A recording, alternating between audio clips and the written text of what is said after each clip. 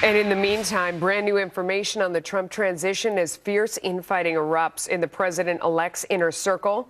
A parade of high-profile faces appearing today at Trump Tower as President-elect Trump fills out his administration. His choice for Secretary of State, though, still up in the air. Trump's senior advisor, Kellyanne Conway, speaking out strongly over the weekend against Mitt Romney. People feel betrayed to think that Governor Romney, who went out of his way to question the character and the intellect and the integrity of Donald Trump, now our president-elect, would be given the most significant cabinet post of all, Secretary of State. Peter Ducey is live at Trump Tower here in New York. It's hard to imagine that Kellyanne Conway was going rogue there. It seems like she must be up to something. There's a method to this. Tell us more about what you know today. We have some more news to share with you, Melissa, and that would be that later on today, the retired General David Petraeus will take the elevator up to the 26th floor in Mr. Trump's skyscraper for a meeting. And then tomorrow, Mitt Romney is coming back. Now, first, about that Petraeus meeting, it does come just a few days after he told BBC Radio that he would take a position in the Trump administration because he says if the commander-in-chief asks you to serve, the only answer is yes, Mr. President. There still are many vacant high-profile cabinet jobs available. That does include Secretary of State, and the advisor who has been the face of the transition for the last 2.5 weeks, Kellyanne Conway, is also now the face of dissent within. Add her to the list of people who really don't want Mitt Romney to be the Secretary of State. That is a list that is growing. The list of people who are inside and say that they do want Mitt Romney from the Trump transition team, a lot shorter. Melissa? All right. Thank you so much for that report, John.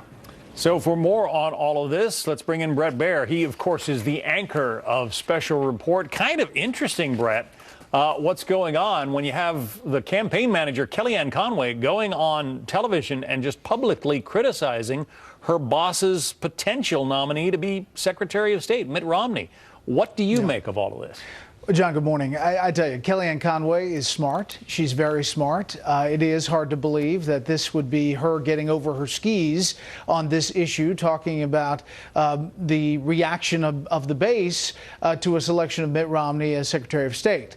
If you look at her tweets, all that she's said since, it's, again, hard to believe that she doesn't have at least some blessing from the inside that this has happened. We'll have to wait and see. Obviously, these meetings happening in Trump Tower are key. David Petraeus is a significant meeting today, and then Mitt Romney coming back tomorrow.